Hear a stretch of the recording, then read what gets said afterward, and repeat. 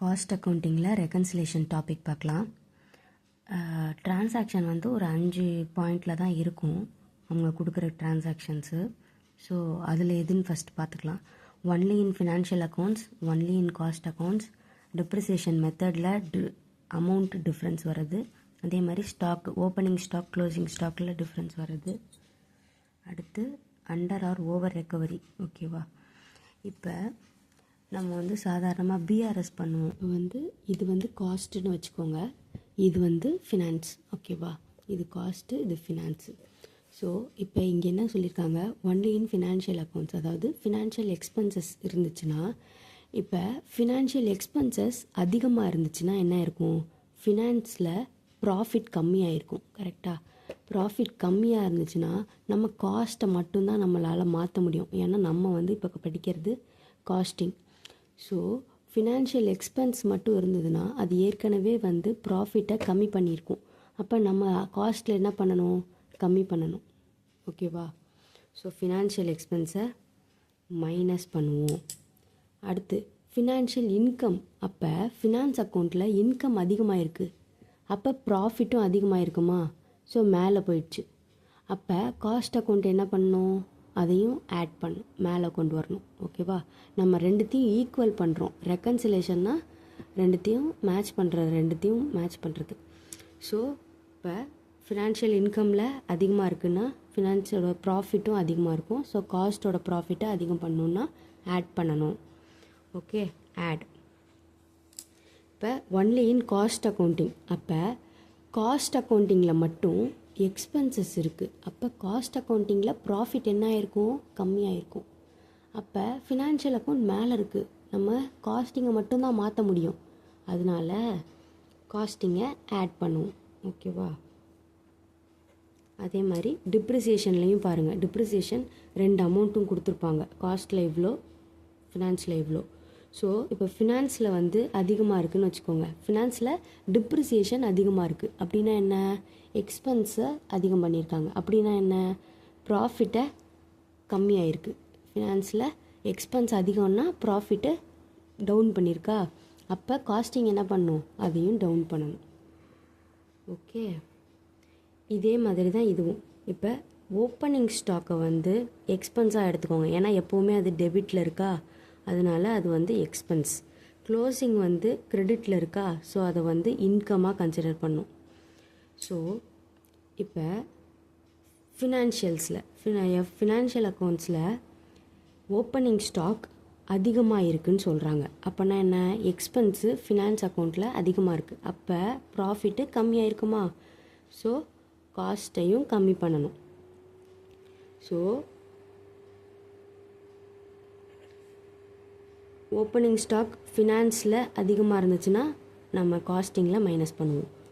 இதே closing stock income, அப்போ ஃபினான்ஷியல்ஸில் closing stock அதிகமாக இருக்குதுன்னு சொல்லியிருக்காங்கன்னா இன்கம் அதிகமாக இருக்குது, அப்போ ப்ராஃபிட்டும் அதிகமாகும். அப்போ நம்ம காஸ்டிங்கில் என்ன பண்ணணும், ஆட் பண்ணணும். ஓகேவா? ஃபினான்ஸில் அதிகமாக இருந்தால் இது அப்படியே ஆப்போசிட், ஃபினான்ஸில் கம்மியாக இருந்ததுன்னா இங்கே மைனஸ், இங்கே ஃபினான்ஸில் கம்மியாக இருந்ததுன்னா இது ஆட். ஓகேவா? இதை நம்ம இந்த மாதிரி படித்து ஞாபகம் வச்சுக்கிறத விட நம்ம இந்த மாதிரி பண்ணுறது தான் ஈஸி. ஸோ எக்ஸாமில் வந்து மக்கப் பண்ணிட்டு போனால் சில நேரத்தில் மறந்துடும். கான்செப்டாக புரிஞ்சுக்கிட்டிங்கன்னா உங்களுக்கு எக்ஸாம் டைமில் ஈஸியாக இருக்கும். ஸோ இப்போ அதே மாதிரி தான், இப்போ இந்த அண்டர் ஆர் ஓவர் ரெக்கவரி. இப்போ இந்த ரெக்கவரிங்கிற வேர்டு எப்படின்னா காஸ்ட்டுக்கு மட்டும்தான் இருக்கிறது. ஓகேவா?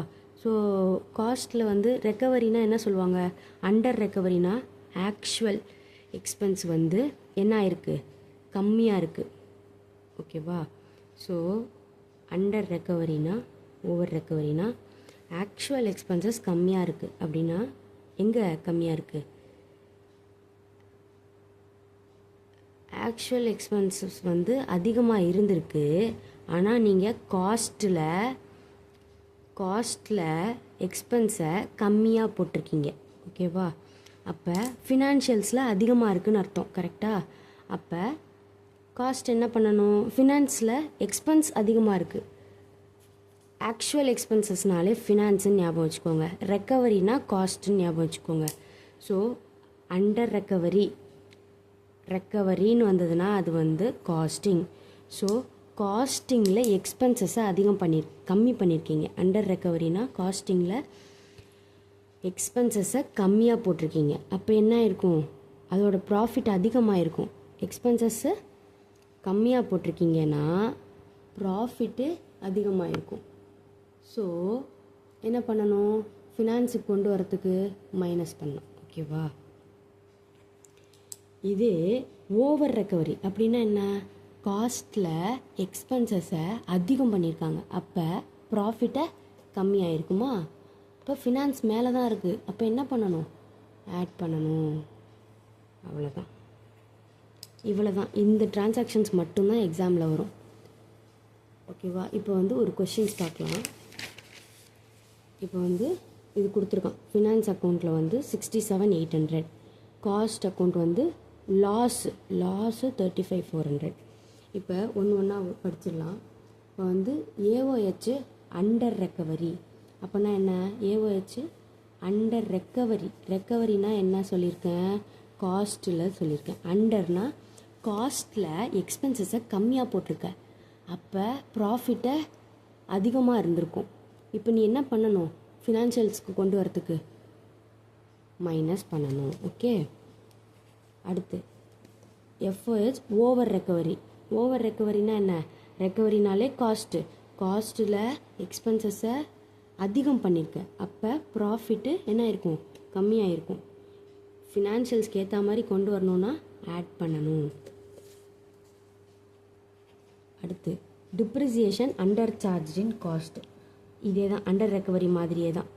ஸோ அண்டர் காஸ்ட்டில் எக்ஸ்பென்சஸை கம்மியாக போட்டிருக்கீங்க, அப்போ ப்ராஃபிட் அதிகமாக இருக்கும். அப்போ கொண்டு வரணுன்னா மைனஸ் பண்ணணும். ஓகே, அடுத்து டிவிடெண்ட் ரிசீவ்டு. சாதாரணமாக இப்போ இந்த டிவிடெண்ட் ரிசீவ்லாம் only in finance account. So இந்த ஃபினான்ஸ் அக்கௌண்ட்டில் இன்கம், இது ஃபினான்ஷியல் இன்கம். அப்போ ஃபினான்ஷியல் இன்கம்னா இன்கம் அதிகமாக இருக்குது, அப்போ ப்ராஃபிட்டும் அதிகமாக இருக்கும். ஸோ மேலே இருக்குமா, ஸோ நீங்கள் காஸ்டிங்கில் தான் மாற்ற முடியும். ஸோ ஆட் பண்ணுவேன். அடுத்து லாஸ் டியூ டு அப்சலிசன்ஸ் ஃபினான்ஷியல் அக்கௌண்ட்டில் மட்டும்தான் இருக்குது. ஸோ ஃபினான்ஷியல் அக்கௌண்ட்டில் எக்ஸ்பென்ஸு அதிகமாக இருக்குது அப்படின்னா ப்ராஃபிட் கம்மியாக இருக்கும். நீ காஸ்ட்டில் என்ன பண்ணணும், மைனஸ் பண்ணணும். இன்கம் டேக்ஸ் ப்ரொவைடட், இன்கம் டேக்ஸுங்கிறது ஃபினான்ஷியல் எக்ஸ்பென்ஸ் மட்டும்தான் வரும், காஸ்ட்டில் வராது. ஸோ இதில் எக்ஸ்பென்ஸு அதிகமாக இருக்குது அப்படின்னா ப்ராஃபிட்டு கம்மியாக இருக்கும். இங்கேயும் கீழே கொண்டு வந்துடணும். ஓகே, அடுத்து பேங்க் இன்ட்ரெஸ்ட் கிரெடிட்டட் இன் ஃபினான்ஷியல் அக்கௌண்ட். அப்போ இன்ட்ரெஸ்ட்டு அதிகமாக இருக்குது, இன்கம் அதிகமாக இருக்குது ஃபினான்ஷியல் அக்கௌண்ட்ஸில். காஸ்ட் என்ன பண்ணணும், ஆட் பண்ணணும். இப்போ இங்கே பாருங்கள், ஓப்பனிங் ஸ்டாக்கில் காஸ்ட் வந்து 165 இருக்குது, ஃபினான்ஸில் வந்து 145 இருக்குது. ஒன்றுத்தை மட்டும் எடுத்துக்கோங்க. இப்போ வந்து நம்ம ஃபினான்ஷியல்ஸ் மட்டும் எப்போவுமே பார்ப்போம். ஓகேவா? இப்போ 145 ஓப்பனிங் ஸ்டாக்னால் நான் என்ன சொன்னேன், ஓப்பனிங் ஸ்டாக்கு டெபிட்டில் இருக்குது, அப்போனா அது என்ன, எக்ஸ்பென்சஸ்ஸு. ஓகேவா? க்ளோசிங் ஸ்டாக்கு கிரெடிட்டில் இருக்குது, அதனால் அது வந்து இன்கம். ஓகேவா? இப்போ ஃபினான்ஸில் எக்ஸ்பென்சஸை கம்மியாக போட்டிருக்கீங்க, அப்போ என்ன இருக்கும், ப்ராஃபிட்டு அதிகமாக இருக்கும். இப்போ நம்ம இதை கொண்டு வரணுன்னா ஆட் பண்ணால் தான் மேட்ச் ஆகும். ஓகேவா? ஸோ ஆட் எவ்வளோ ரூபா, இது ரெண்டுத்தோட டிஃப்ரென்ஸு 20K. ஓகேவா? அதே மாதிரி இப்போ க்ளோசிங் ஸ்டாக்கு ஃபினான்ஷியல்ஸை பாருங்கள் 132. ஸோ இன்கம் வந்து அதிகமாக இருக்குது ஃபினான்ஷியல் அக்கௌண்ட்ஸில், அப்போ ப்ராஃபிட்டும் அதிகமாக இருக்கும். அப்போ காஸ்ட் என்ன பண்ணும், ஆட் பண்ணும். ஓகே, டிஃப்ரென்ஸ் என்னது, இங்கே ஒரு 526 ஆகிடும், அப்புறம் ஒரு 4 to 6,500. ஓகேவா? அடுத்து goodwill written off in financial accounts. So financial அக்கௌண்ட்ஸில் எக்ஸ்பென்சஸ் இருக்குது, ஃபினான்ஷியல் அக்கௌண்ட்ஸில் எக்ஸ்பென்சஸ் இருக்குது, அப்படின்னா ப்ராஃபிட் கம்மியாக இருக்கும்.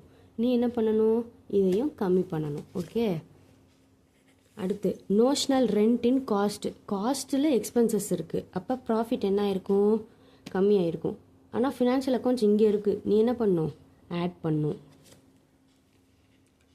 அடுத்து provision for bad debts in finance account. Finance அக்கௌண்ட்டில் எக்ஸ்பென்சஸ் இருக்குது, அப்போ என்ன ஆயிருக்கும், ப்ராஃபிட் கம்மியாக இருக்கும். நீ என்ன பண்ணணும், காஸ்ட்டையும் மைனஸ் பண்ணணும். ஓகேவா? இப்போ ரெக்கன்சிலேஷன் ஸ்டேட்மெண்ட் போட ஆரம்பிக்கலாம். நம்ம எப்போவுமே by taking costing net loss as பேஸ்ன்னு சொல்லியிருக்காங்க. So costing net loss as per காஸ்டிங்னு போட்டு 35,400 மைனஸில் போட்டுக்கோங்க. அப்புறமா எல்லா அடிஷன் எல்லா மைனஸு போட்டிங்கன்னா financial net profit as per finance account வந்துடும். ஓகேவா? ஆன்சர் போட்டு பாருங்கள், வருதா இல்லையான்னு சொல்லுங்கள் கமெண்ட்டில்.